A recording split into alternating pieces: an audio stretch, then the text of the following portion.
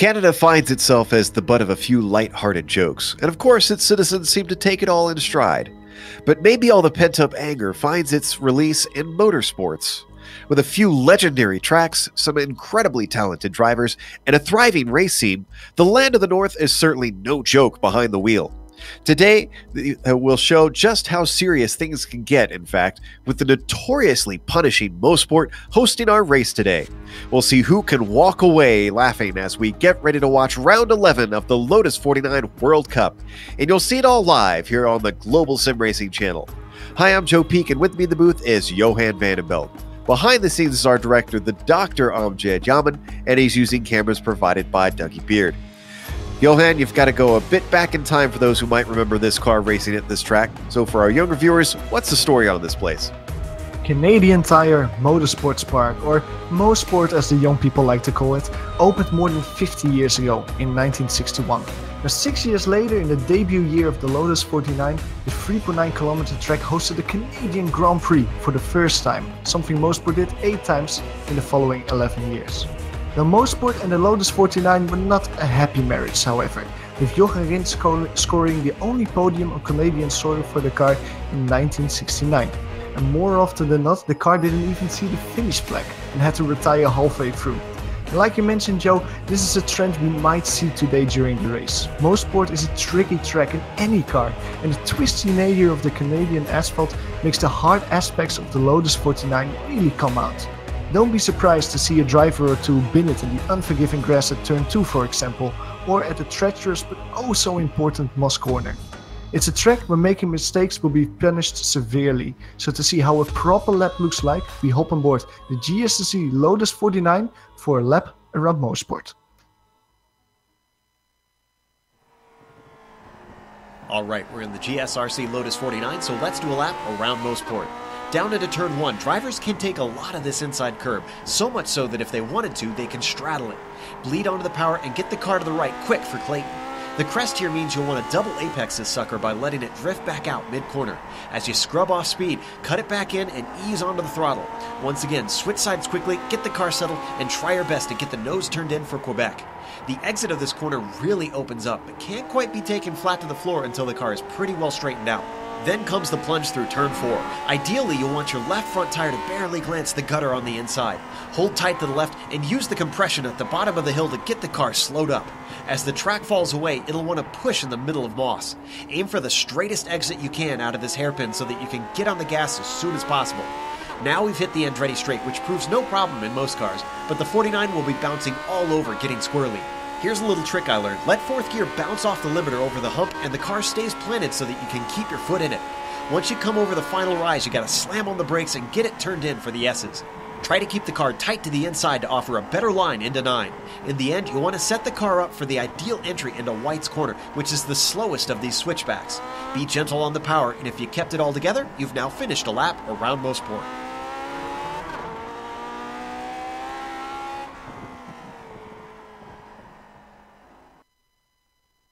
There you see just how hilly it is around here. A lot of elevation change up and down throughout the lap.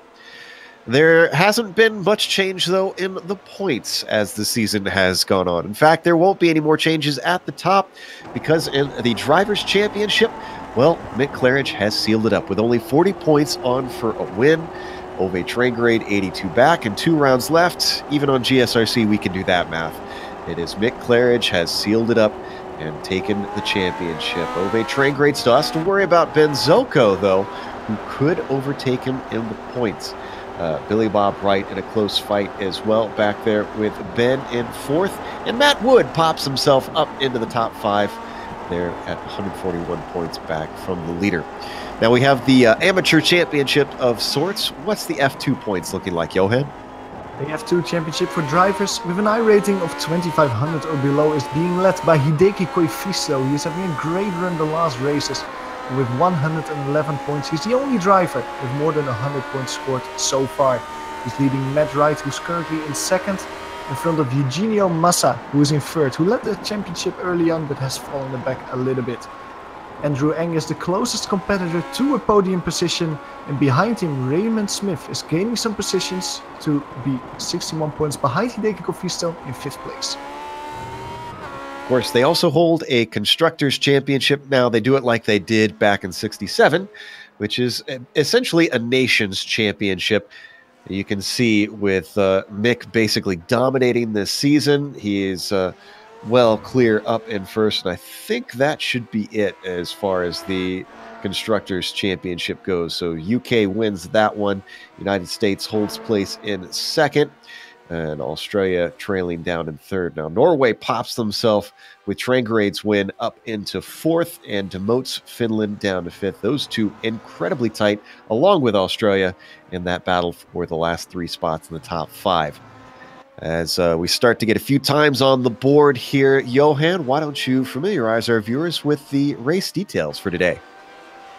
Yeah, today we're driving round 11 of the Lotus 49 World Cup. As you can see, there's 2 drop weeks this season, so the 2 worst results of each driver gets taken away from their championship total.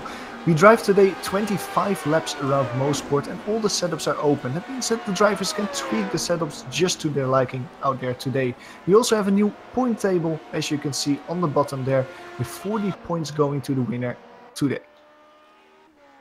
Now, right now, Mick Claridge has the fastest lap time. He's on his 2nd lap. Ove Trangrade has already got both of his in, so he's not going to be able to get ahead of Mick, as Mick is coming around the final corners. Let's see if he improves on that 1:15.5. He does have Anglage here today to see if he can do anything. Known for being one of the fast drivers in this car. And as Mick crosses the line, 2nd lap does not improve. He's about 2/10 slower, it looks like. And Michael Engelas has only put in 1 lap time so far, and he's currently not out on track. It might be that he waits a few minutes to put in a last second lap time. The lap times aren't that long, only 1:15 that you need to clock Mosport. It might be that Michael Engelas waits to the last moment to set in his 2nd lap time. Now, I also took a look at Ovid Trangrade. He's currently 3/10 behind Mick Claridge. Now, as you said, Joe, he already put down his 2nd lap time, but his 2nd lap was very slow, was 17.6. So it looks like the Norwegian might have made a little bit of a mistake in his 2nd qualifying effort today. Most drivers are about done, like you said. Very short lap, even in these older cars, as Andrew Eng just got his 2nd one in. Unfortunately, also did not improve. In fact, why don't we take a glance at the weather today, because I know that can have an effect on things. As up on screen, 97 down on the track surface right now. That's a little hot, not outrageously, but will make drivers slip around. And this is a track where grip is certainly going to help you in a few corners, Johan. Exactly. This is probably not the weather that most of the drivers want to see. Maybe the drivers that are a little bit behind the leaders to hope that some mistakes will be made, because as you say, the track will be a little bit more slick than drivers might have experienced in testing, and will create some extra challenges out there today. Johnny Bell, we're currently looking at, he's 16th at the moment in qualifying. He's put on a 1:19.162. He has already completed his 2nd qualifying lap, just turning around a little bit extra to really get the feeling of the Lotus 49 out there on Mosport. Just about a minute and a half left as Dave Price comes out for his 1st lap. Not sure that he's going to have time to get a timed one in, unfortunately, so he's probably going to start at the back of the field. Now, Johan, one of the things I think, because this car always throws up some unique features of courses that you don't see in any other car, and the backstretch, the Andretti straight. Let's talk about that, because this is probably the only car I think in the iRacing service where it isn't flat out. And talk about the challenges of that in this car. Yeah, exactly. Well, maybe some of the viewers that haven't driven this track don't know it, but it's a really tricky car to handle, especially in straight lines. In other cars where you're able to easily go flat out over a straight surface, this car gets a little bit loose when you have a slight turn that you have to deal with. And because of that, the back straight on Mosport has a few little kinks, and that makes it way more challenging, and the car can suddenly break away at moments that you don't expect it. And that will be, like you say, Joe, an extra challenge for the people out there today. With 30 seconds left, you can see Dave Price is absolutely not to get a lap time in. That's going to give us the grid, so let's go through that and see where they start today. On the pole, it's going to be Mick Claridge with Ove Trangrade on the outside of him, looking to solidify his second place in the championship. Michael Angelage, can he challenge either of them? He's going to start from the second row in third. Gary Teal will be next to him in fourth. Ben Zocco will start fifth today, followed by Michael Morrison starting in P6. Then row 4, you've got Billy Bob Wright. Not his best qualifying, but still going to be solidly in the mid-pack in 7th. Phil Lake comes back once again. He'll be starting in 8th. Richard Morin, with real-world experience at this track, begins in P9. And rounding out the top 10, going to be Simon Shaw. The double one spot, Matt Wright clocks it just outside of the top 10. In front of Tony Tuolis and Hideki Korfisto. Now just look at the gap between those two drivers. Only 0.03 of a second between P12 and P13 out there. Andrew Eng starts the race in 14th in front of Eugenio Massa and Johnny Bell. Andres Bruno sets his car in P17, and then there's 3 cars that haven't set a qualifying time, namely Dave Price, Joachim Bruckner and Don Good. So while the championship may have been wrapped up, there's a lot of pride waiting here at a track where this car actually raced in the championship in 1967. A difficult track. The first one that iRacing set the cars loose on here on iRacing. And drivers discovered just how tough it is to drive this car. Michael Morrison in his traditional pink livery, violet as the color is called officially, as it ran for Egypt back in, well, this car didn't run for Egypt, but an F1 car did run for Egypt way back in the day. Those are the official colors for that country. There's one driver that once drove under that flag way back in the day. So, as the engines start to rev and the lights come up, we get ready for round 11. Green flag is out as they get off the line. It's a good start for Trangrade, but just as good for Claridge as they come down to the first corner. He's going to try anyways around the outside of that first turn. Angelage is going to have the inside, though. It's going to switch back as they come down to turn 2, and it looks like Michael's going to get it. 2 cars almost coming together behind them. I think that's Gary Teal and Zocco. Big crash in the back. Michael Morrison, Tony Tuolis, Philip Lake, several drivers hitting the grass, hitting other cars. Massa involved in that as well. Don Good. We'll come back to that in a bit. Wow, that was an absolute mess. Not often that you see that here at the start of the Lotus 49 races as they come down to Moss for the first time.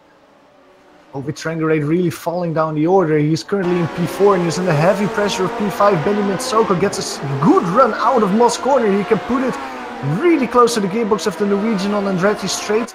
He has a little bit of oversteer. It's going to be tough as they're all close together up this bumpy and windy straightaway. And then they break for the S's. They're going to stay line astern, though. But how about Gary Teal getting himself up onto the podium from 4th on that start? As he crosses the line, he is going to be well clear of Trangrade. All right, we've got a replay on the start. Let's see what in the world happened here. This was down into turn 2. I didn't see where this all started, Johan. Well, looking back at it, there's the black and white car of Billy Bob Wright. Now look at him, because in turn 2, he gets a little bit checked up. He has to brake a little bit more, and that causes all kinds of mayhem behind him. Michael Morrison bumps into him. Philip Lake has to spin because of that. Tony Tuolis, I think, hits another car. And I think that everything just was caused because Billy Bob had to brake a little bit harder than other people anticipated. And it looks like Massa could have been a separate incident, or he could have been thrown off by what was happening ahead. Look at that, just car snapped on him on entry, and that caused a bunch of cars behind him to clatter into the Italian. Wow, he is just a pinball as we watch that onboard. And somehow he's actually got it going, but he's taken it into the pits. So only 14 cars still out on track from 20 starters. Heavy attrition rate here, and they didn't even make it through the second corner. No, and I want to put emphasis on one of the people that we lost in that crash was Dave Price. I was following Dave Price actually during the start, and he had an amazing start. basically before turn 1 he already passed 2-3 people, so he was having a rocket start out there, but unfortunately he was caught by the spinning car of Eugenio Massa, flipped his car into turn 2 and had to end his race already. As we get into lap 3 already, Mick Claridge streaking away, setting fastest lap of the race. Gary Thiel back in third is starting to lose ground to Ove Trangrade, who has really run him down and is trying to get back onto the podium. Meanwhile, I think we may have swapped positions between Billy Bob Wright and Ben Zoko. Oh, I've got to stay on this battle, though, because, wow, Trangrade very much challenging. Yeah, I think Ove Trangrade has a little bit more pace than Gary Thiel at the moment. He was slightly over 2/10 quicker in qualifying, so the Norwegian probably has a little bit more speed out there. But we mentioned before, it's such a tricky track to drive in these cars, and to really make sure that you have a little bit more speed and make it overtake, that's so hard here. Coming down the final few corners, there's not really a precision to overtake. It's just basically like you're on a railroad together here. There's no precision here to diverge from your line and make it overtake. Despite the long braking distances, it is still difficult to pass here, just like it is in a lot of cars. And you can see as we ride on board, looking over the gearbox of Thiel, that Trangrade is pretty much stuck, just riding in his tire tracks, waiting for an opportunity. The good news for him is that mistakes aren't easy to make. They come down to Quebec, one of the places where they have to find the power carefully as the corner opens up on the exit. Both of them nice and smooth on the power, though. Yeah, now the braking from Moss, heavy braking here. One of the most difficult corners personally, I think, in the iRacing service. Double apex. Over Trangrade chooses a wider line for the first one, so he can get a little bit early on the throttle, but it doesn't give him the exit speed that he wants to make that overtake.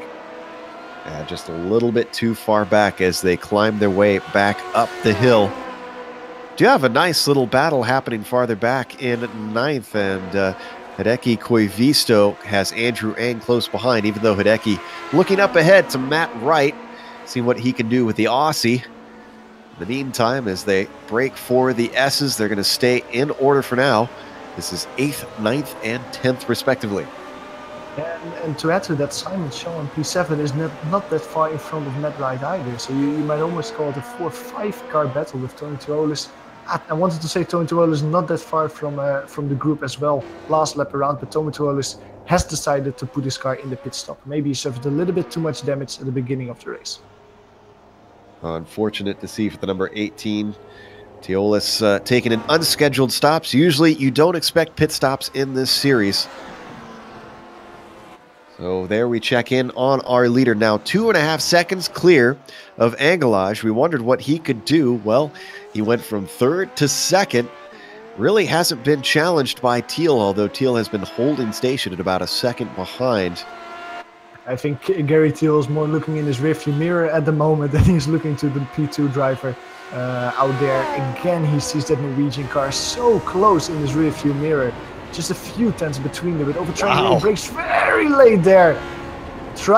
Almost tries to move on the outside there, but not able to make it stick and has to tuck itself back in behind Thiel's gearbox. Boy, I wonder if the Scandinavian turned the brake bias up there, because he was just massive on the binders as he gained a ton of ground but couldn't do anything with it. Turn 8 still very fast in this machine as they whip their way around turn 1 up and over the crest of Clayton, still waiting patiently. A lot of racing left to go, and it looks like they actually might be gaining slightly on Angelage, ever so little on that orange machine ahead. Yeah, it seems like it. Last time around, Michael Angelage managed in 1:16.2. Over Trangrade managed in 1:16.0. So yeah, that's 2 tenths that the Norwegian won on P2 there. If it stays like this, it will be a 3-car battle soon for the second podium position. Back onto the Andretti straight they go, but once again, Trangrade finds himself with too little under his right foot to try and gain on him. So as they hit turn 8 with about 4 tenths between them, your order for the top 5: Claridge, Angelage, Thiel, Trangrade, and Zoko behind them, who has managed to make himself a little bit more safe from Billy Bob Wright. They were fighting very hard a couple laps ago, and Billy Bob has fallen off.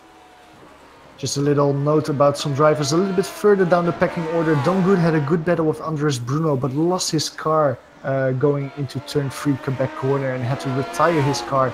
Tony Tirolis, we saw him coming into the pits a little while ago. He's back out on track, currently driving around in P13.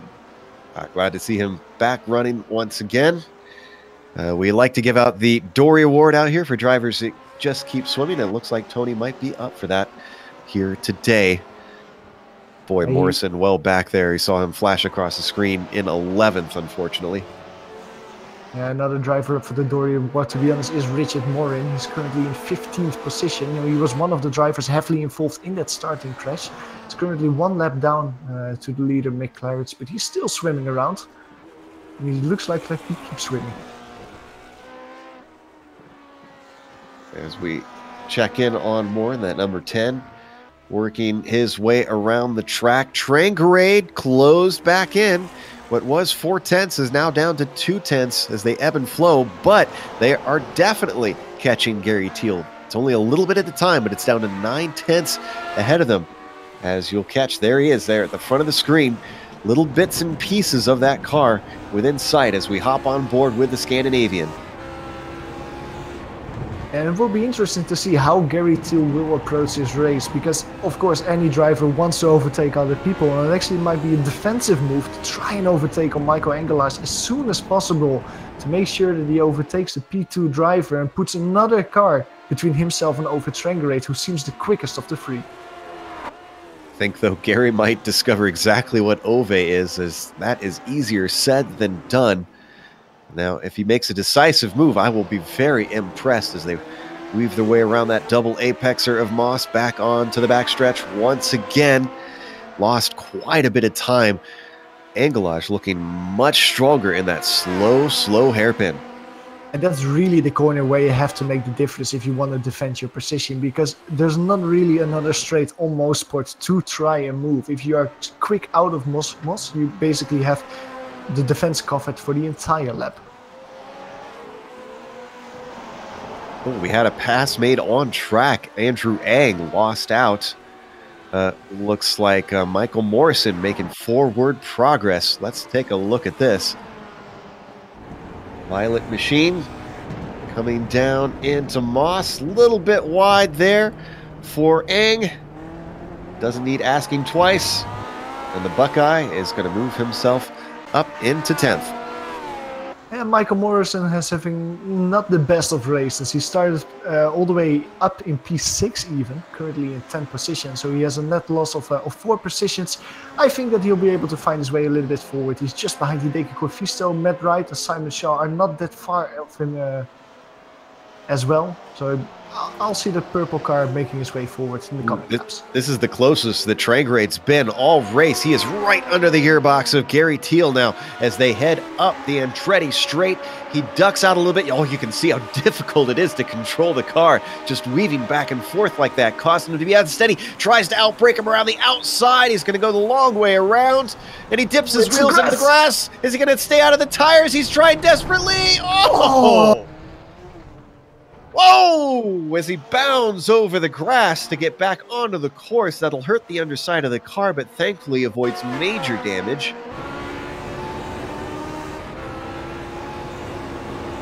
That, in racing, is what they call a code brown. Man, I've seen papers that are thicker than the space that was left between the tire barrier and Ove Trangarade's car. What a car control, just putting it all the way to the right, trying everything he can to keep it out, and just able to.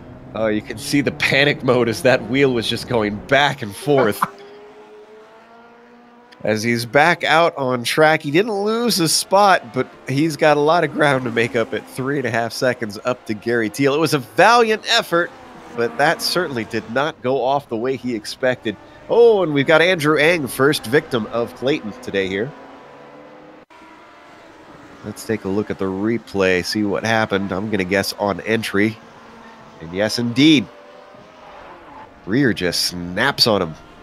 He almost caught it. He had a opposite lock going on in the first part, and then the rear wheels just snapped back into grip mode. so easy to lose the car over that crest. Does not like braking and turning, does the Lotus 49. Absolutely. Now with Overtranggrade making that mistake in a few laps ago, going into the SSI here, Billy Bob has made him. Oh no! Where did this happen? Let's see. He's heading through 8 here. This is up to 9. Sometimes you can lose it in this corner. Maybe through whites. Oh, it was into whites. Yeah. And it seems like he almost hit the grass going on the entry of whites, and just his car snapped loose, and that sent him into the wall. Unfortunate to see. Meanwhile, take a look at this little pack starting to form up here. This is Matt Wright and Simon Shaw, and that's Michael Morrison, who has joined the fray just behind them, continuing to make progress. He is up to 8th, of course, helped out by the DNF of Billy Bob Wright. Already he is hounding Matt Wright. Oh, up and around the outside. Boy, he is aggressive, and Matt Wright with a mistake at the curb is going to hand it over to Morrison. I think I've seen a lot of moves on the outside of Moss. What a courageous move there from Michael Morrison, but he makes it stick and moves up 1 position into P7. Can we get a replay from up above? I'm with you. I don't think I've ever seen a move like that. Usually you get the car ahead off the corner, not at the apex, the second apex of all places. Look at this. He didn't even pinch him. He just scared him down to the inside. That bounce of the curb, lost traction, and Morrison made it look easy. I have to say, great situational awareness as well from Matt Wright to really keep his car on the inside there, because you want to kind of swing it to the outside, and that he at least knew that Michael Morrison was there and avoided car contact. Michael Morrison immediately has Simon Shaw in his, right in front of him, just a few tenths behind him as they're going through Quebec corner. He's already on top of Simon Shaw as they come down through 4. And Sean Ambrose likes to talk about a driver with a chip on his shoulder, and as he dives it in deep, oh, too deep, oh no, into the tires. Michael Morrison's great drive comes to a halt. He's going to get it going once again. The car made such an amount of air as we go into a replay. Just see the back end of the car jump up as he hits the curb stones. Yeah, just too shallow into this corner. This is the danger of trying to make that pass into Moss. That's why we always talk about it's not as easy as you would think into a hairpin. He gets it going. Unfortunately, it slots him back down to 9th position. So I was about to say Morrison was certainly a driver, not just driving with a chip on his shoulder, but the entire brick. But unfortunately, he has now bricked it into the wall. And he's got some work to do once again. 100%. Well, he's 6 seconds behind Hideki Koivisto in P8 at the moment. I do think that Michael Morrison, if he doesn't have too much damage, will be able to fight his way back to the finish drive. And to be honest, for us, Joe, that's not a bad thing, because he was making some great moves out there. He's surely spicing up the race with tries like that. It really is. Now, a little bit farther up, we do have a battle for 6, and that is the one that we just saw Morrison exit stage left. This is between Matt Wright and Simon Shaw. Shaw, the car ahead currently, trying to fend off all comers. He was able to survive the attacks of Morrison. What can he do with Matt Wright? And Hideki Koivisto closing in behind as well. Hideki Koivisto lost a few tenths there because he got a horrible wobble on the Mario Andretti straight. Almost lost his car there, but he managed to save him in the last moment. We were talking about the Dory Award a few laps ago. Another driver that I would like to nominate at least for that award is Philippe Lake. He's currently 7 laps down, but he's back on track, currently going through the last corner. And he's trying to lap the race there. And I think Philippe has motivation. He's told us he mostly comes out to these because he wants to promote the Summer Classic coming up that is in the Camel Series, essentially. It's an unofficial race that they're hosting during Week 13. We'll have here on the Global Sim Racing channel. As Philippe goes way wide through Clayton, but holds it together. Certainly want to get him some screen time to help advertise the race for him. Oh boy, that Even though he's gotten repairs, that car looks a handful out there. 100%. Well, we go back to the battle of Matt Wright and Simon Shaw. Matt Wright closing in. The gap is just 6/10 at the moment. He is in a good run out of Moss corner. Not close enough to try a move. Now he can of course try the same thing as Over Trengray did a few laps ago. Really send it on the outside, brake very late. Matt Wright just keeps it slotted in behind Simon Shaw. Now both of these are having a great race so far. Both Simon and Matt gaining 4 positions compared to the quali times. Just keeping it clean, making sure not to make any mistakes and profiting out there from the misfortune of others. I know that was usually my MO around this track is don't worry about other cars, just keep it on the track. And that's usually the most difficult part. And just look at how Koivisto has closed in on these guys now. It was about a second back half a lap ago. It is now half a second. He is on a charge in this Jordan liveried Lotus 49. Hideki Koivisto set the fastest lap of the race for himself, 1:17.4, which is also half a second quicker than his qualifying time. Maybe the Finnish driver and also the leader of the Formula 2 Championship is getting into that rhythm that he really likes. Just finally the car on the track starts clicking for himself and he's able to shave a few tenths of those lap times. Certainly looking like a better racer than a qualifier today here at this Canadian track. We're down to 10 laps to go. And with 20 starters, we have only 14 cars left out on track. Granted, the majority of them, if you're just joining us, were lost in the second corner of the first lap as we had a huge incident, uncharacteristic for this series. There is our leader, Mick Claridge, leading the way by 4 seconds. Mostly looks like he's just managing the gap. He, if anything, is on a victory tour for these final 2 races, having already clinched the Drivers' Championship. Yeah, and he's showing out there today why he already won the Driver Championship. He's quicker than P2 Michael Engelars at the moment. Quite a margin, 7/10 last time around. He's 4 seconds in front of Michael Engelars at the moment. And like you said, Mick Claridge probably doesn't have to worry about anything at the moment. Just keep it clean, keep that car in a straight line, and he'll be out there winning once again this season. And how about some credit to the California driver there that we see on screen? He's been running a nice, smooth race ever since he got into that second place. He was challenged by Trengray. The Norwegian fell by the wayside. And since then, it's just been his own race to run, all by himself, and holding about 2.6 ahead of third place, Gary Thiel. Excuse me, no, it was Thiel that was under attack from Trengray, my mistake. But still, the number 1 car out there has deserves some credit for getting a P2 today if he can just bring this home. There we see Thiel out on track in third as well. I think that the same amount of praise can go to Gary Thiel. He's driven superbly, he has great speed, and also was able to withstand all the pressure that Over Trengray put on him at the beginning parts of this race. I'm looking a little bit at the lap times. Gary Thiel did a 1:16.6 last time around. Over Trengray a 1:15.8. It looks like Over Trengray has slight damage on his car, probably of the way he clubbed at curbstones just before halfway this race. But I do think that if Over Trengray can keep it clean with only 2 seconds between him and Gary Thiel, he'll be able to mount another offensive before the end of the race.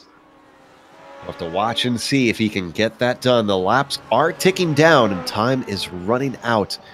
Speaking of pressure, Simon Shaw just has been dealing with it for most of this race, it seems, and doing so beautifully as Matt Wright continues to ride in his tire tracks and just not able to do anything with him. This seems to be the story of the day for a lot of drivers, except for Michael Morrison, we should say, where they can close up behind, but then can't do anything with the driver that they've caught.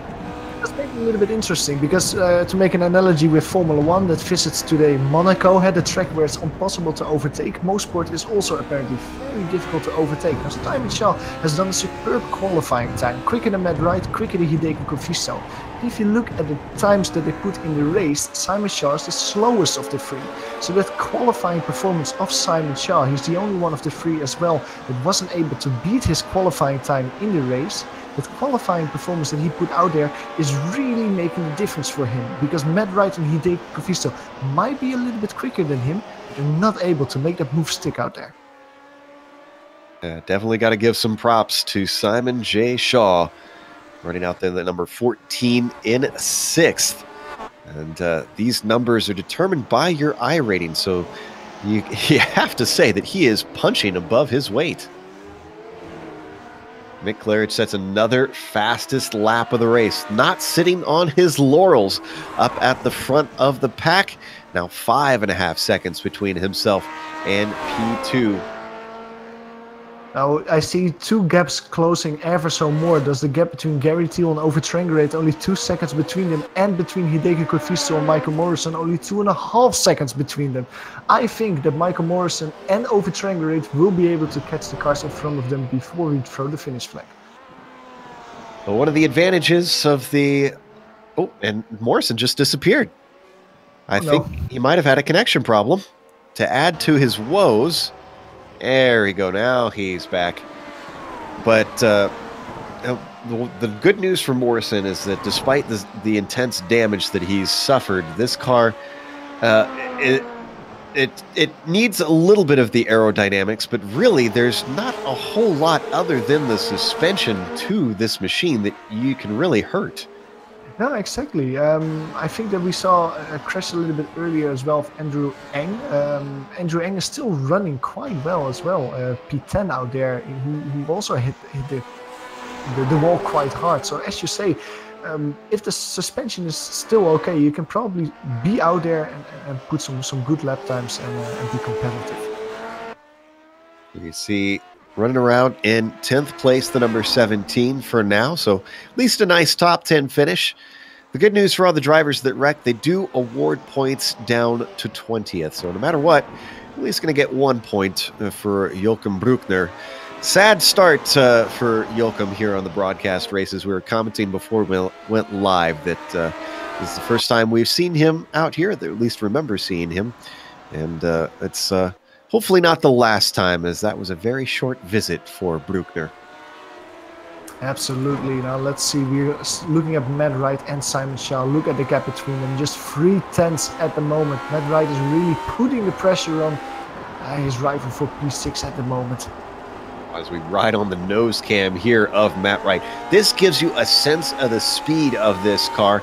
He closes in, coming up towards turn 4, and people talk about, oh, well, this is a slow car. Well, it's slower in the corners, but it's fast on the straights. And if anything, it's a perception thing, because we'll see as we come down the Andretti straight, this car actually gets incredibly fast in a straight line.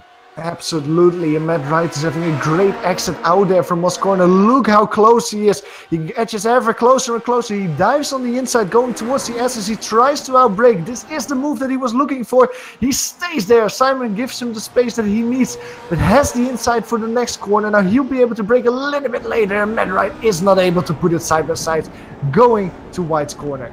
The difficulties of the S's here at Mosport. And Simon Shaw uses it to great effect to fend him off. And this allows the Finn to really get up behind these two to join the fray. So Matt Wright been chipping away at this spot, but he's going to have to keep trying. Oh, as he goes wide through Clayton, that costs him some time. He regroups and is going to try again, hopefully, with 5 laps left to go in round 11 of the Lotus 49 World Cup. And Matt Wright knows now where he's strong. He had such a good exit out of Moss Corner. If he's able to do that one more time, the next time he knows how to make that pass. Again, he takes a different line than Simon there. A little bit wider. That means that he can go maybe a little bit earlier on the throttle, but he's not as close as he was last time around as we look back from the gearbox of Simon. All right, so put yourself in Matt's shoes here, Johan. It didn't work on the inside. Do you try the outside this time? No, absolutely not. No, because these cars, I don't think that these cars have the grip to really send it on the outside. I don't know, maybe I'm not good enough of a driver on the Lotus 49. I would really try and make that inside stick. And because of that, if I would put myself in the position of Simon, I would defend the inside every single time Matt gets close. Because probably if Matt tries it on the outside, he might be able to brake a little bit later, but he won't be able to keep it side by side until the next corner that goes to the left. Well, as it's time to listen to the beep and turn the page because the plot thickens because Michael Morrison has rocked up behind these three now. It is now looking like that 4-car battle has come to fruition. Now, what can Morrison do? He's been making some incredible passes this race.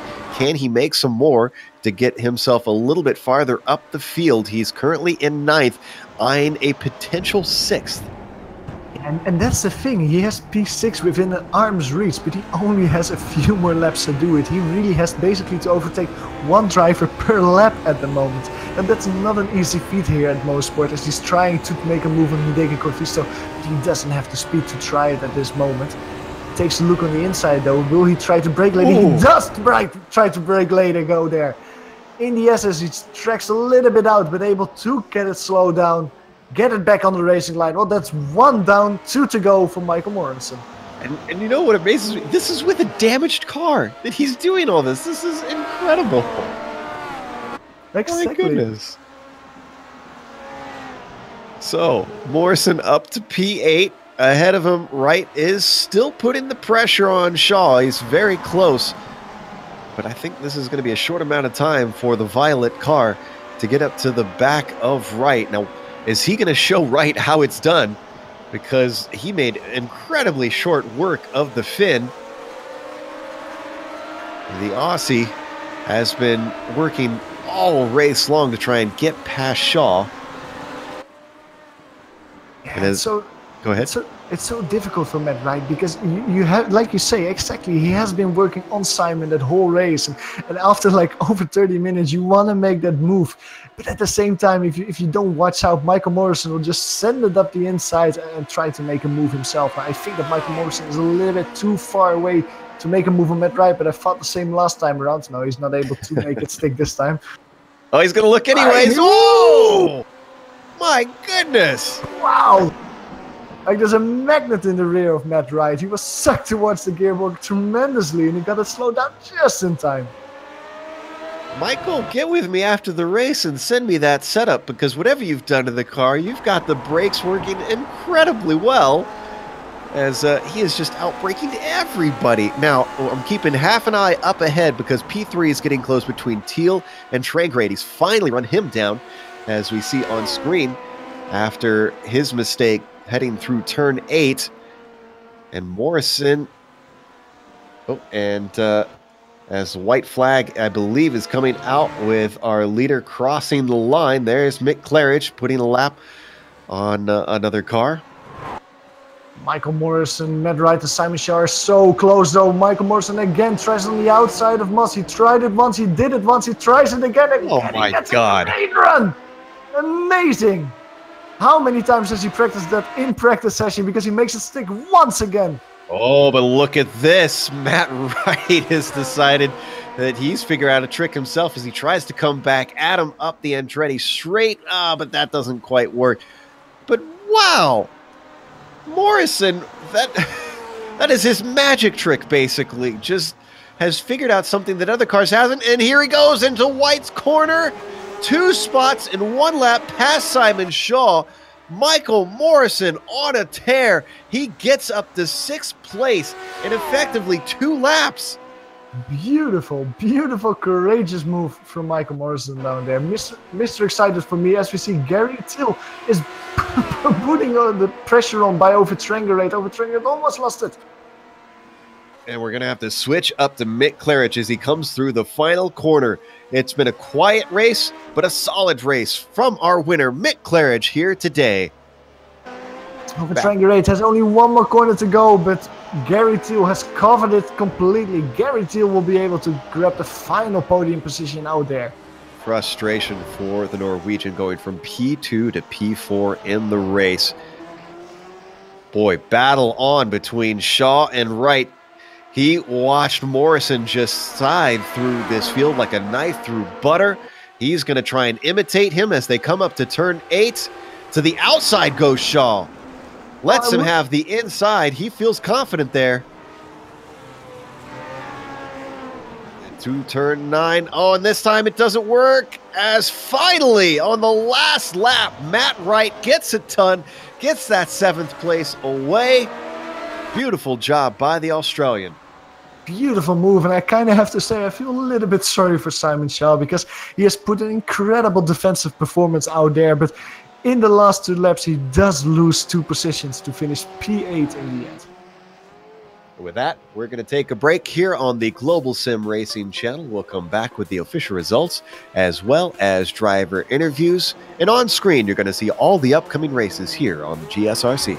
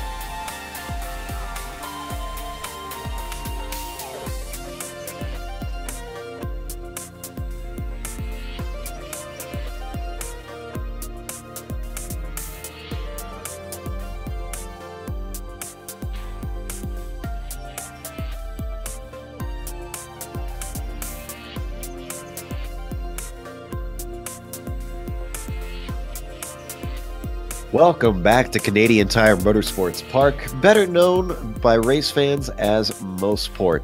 Up at the front, it may have been a bit of a boring race, but everywhere else we got plenty of excitement. Mick Claridge takes home another win, just putting more of a stamp on this championship. Michael Angelage took second in his own little quiet solo race. Gary Thiel was not by his own. He withstood pressure twice to take a podium. Ove Trangrade did all he could to get it away, but despite starting on the front row, is only going to finish fourth. Ben Zocco, didn't see a whole lot of him, but he took a fifth place. Now, Michael Morrison, we watched him climb through the field twice, and after all that, he finishes exactly where he started, in sixth place. Matt Wright with a beautiful last lap move to get himself up into seventh. He started in 11th place. That's a nice climb for him.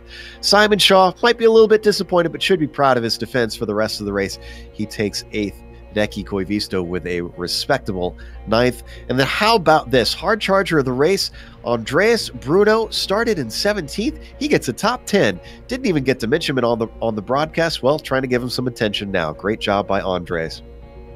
Yeah, and then there's 10 drivers that basically all had some misfortune out there today. Andrew Eng tried his best to keep Andres Bruno behind him, but only managed to finish 11 in the end. Tony Turolis was one of the people in that starting crash in P2. Managed to keep his car going, however, and finished where he started in P12. Richard Morin continued as well, finished 2 laps behind the leader, down in 13th. And then there's a few drivers that missed quite a few laps there. Johnny Bell started the race in 16th, came home in 14th. William Wright lost his car in the last corner of the track to come home in 15th. Philip Blake finishes in 16th. Don Good in 17th. Eugenio Massa in 18th. Dave Price had a great start, but unfortunately got caught up in that starting crash, flipped his car and is classified as 19th. And Joachim Bruckner didn't start the race and is classified as 20th. Now, Johan, as we wait for some drivers to join us for interviews, we made such a big deal about how tough this track is, and it did take a few victims, but the thing that I find interesting for this race is that the most of the cars that fell by the wayside are really for that first lap accident. Otherwise, most other cars were able to keep it together. Yeah, I'm thinking about all the drivers and the things that we have seen out there today, Joe, and I can only remember like 2 or 3 incidents that really happened after that initial starting crash. We saw, of course, some action happening with cars bumping over the curb stones and everything, but it was more because people had to try something to make an overtake. So to say that there was high attrition, yeah, there was high attrition, but I don't think it's really because of the track. If you take away the starting crash, only a few people retired being caught up at Mosport out there today.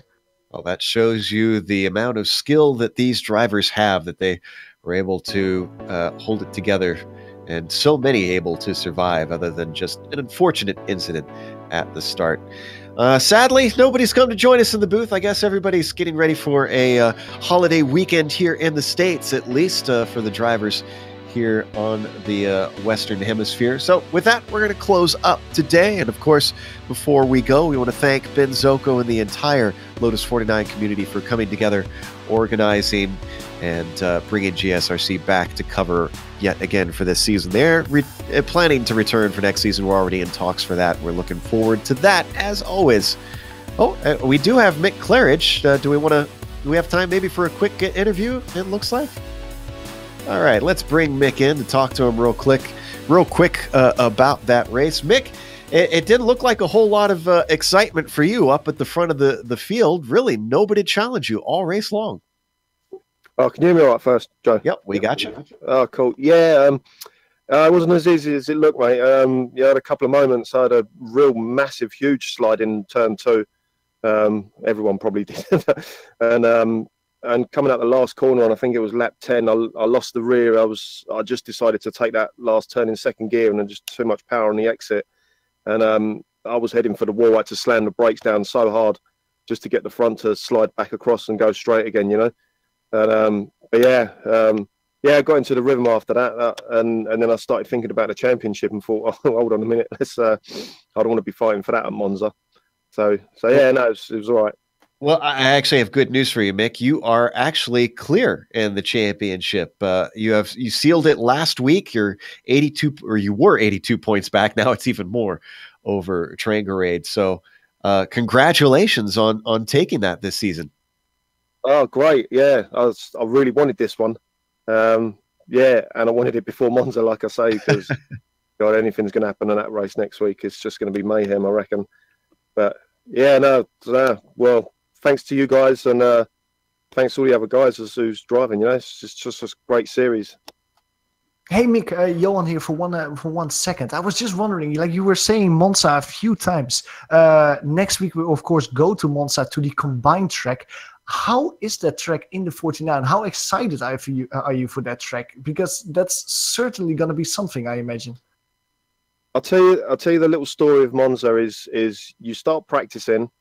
Obviously, when the track opens, and then you're thinking, yeah, this is great, you know, and then you go through your week of practice. Then all of a sudden, race comes, and if you're on the front of the grid, great, but you'll normally find yourself third going into Curva Grande or whatever, and it is just such a wake up call that you're doing like 220 mile an hour down the straight with like 25 other guys all at the same time, and it just doesn't. You don't get prepared for that any time during the week until the races, and it's just nothing. There's nothing like it. It's just mental.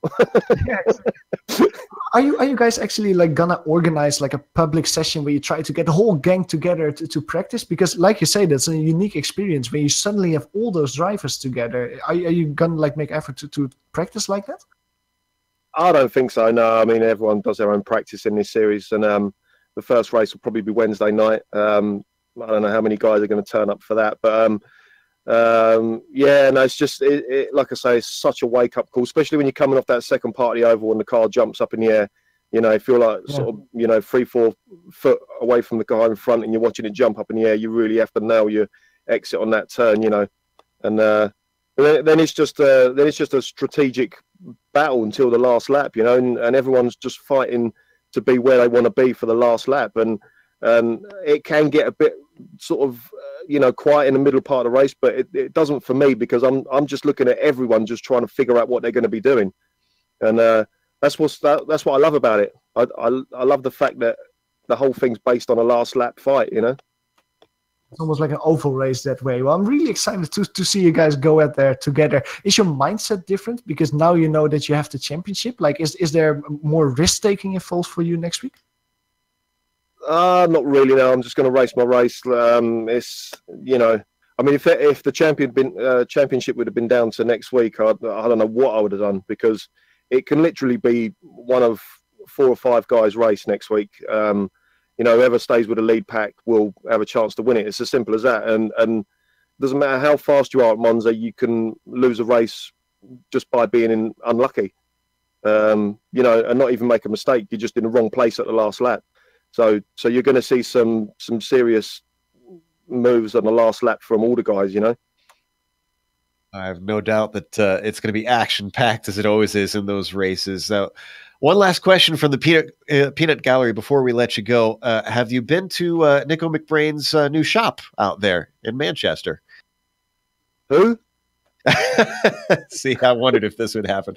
I was told to ask you if you've been to Nico McBrain's drum shop, apparently, that's opened up. I guess he's the drummer for Iron Maiden, I'm told. So, oh right, oh mate, I'm a jazz man. Come on. Exactly. See, blame Sean. I'm going to throw him under the bus on this one. So he told me to ask that one.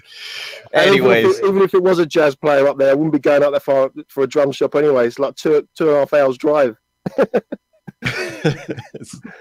All right. Well, thanks for giving us a good interview, and looking forward to seeing some action next week at Monza. Yeah, cheers, guys. That was Mick Claridge. Sean getting me in trouble here in the booth as we close up. Again, thank you to the community. And as well as we continue our thank yous, thanks to the companies that provide the software and hardware for our broadcast. You see them here listed on the screen. Now, additional thanks also go out to Eric Ekholm and Casey Lalonde. They provide our wonderful music. See the screen for how to get a hold of more of that, the great work that you can hear here on the broadcast. Thanks to the team today, Johan, Amjad, and Dougie. If you'd like to find out more about GSRC, including upcoming races, you can find it at globalsimracingchannel.com. You can also check us out on social media. We're on Twitter at GSR Channel. We're on Facebook at Global Sim Racing Channel. We're on Instagram at GSRC_Graham. And don't forget about YouTube. If you go over to our YouTube page, there's a big red button that says subscribe. Make sure and hit that. You won't miss a moment here on the GSRC. We keep mentioning it, but you really don't want to miss this final round. Monza next week. They are racing the oval with the road course. And in these cars, it is incredible. I said they're fast in a straight line. You will see just how fast they are in a straight line.